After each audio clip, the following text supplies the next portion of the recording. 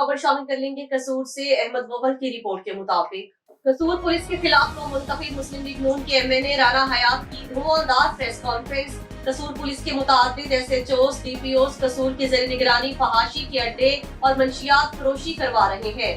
दौरान डकैती कत्ल होने वाले शख्स के कातिलों की गिरफ्तारी का पूछा तो मेरे खिलाफ रपट दर्ज करा दी। अवामी खिदमत पर यकीन रखता हूँ और किसी भी अवामी इशू पर कोई कॉम्प्रोमाइज नहीं करेंगे। राना हयात खान का मजीद कहना था, बेजा शहरियों की कत्लेआम, दिन ब दिन बढ़ती हुई चोरी डकैती की वारदातों पर कसूर पुलिस की खामोशी को आईजी पंजाब तक लेकर जाएंगे। 7 दिन का अल्टीमेटम दिया था और इस पर कायम है। बेगुनाह शहरी के कातिल अगर गिरफ्तार न हुए तो भरपूर अवामी ताकत के साथ एहतजाज करेंगे। जो पैसे लिए वो मैं किसी का तबादला नहीं होगा और कोई नहीं जाएगा। मैं इनका हशर करके छोड़ूंगा इंशाल्लाह। मैंने कहा कि अगर ये 8 दिन में ना पकड़े गए तो फिर आप लोगों को हवालात में होना चाहिए। वो ही नहीं हुआ और ये एसएचओ एक दिन से सस्पेंड नहीं हुआ। पूछता हूँ कितना तेरा जेवर गया है?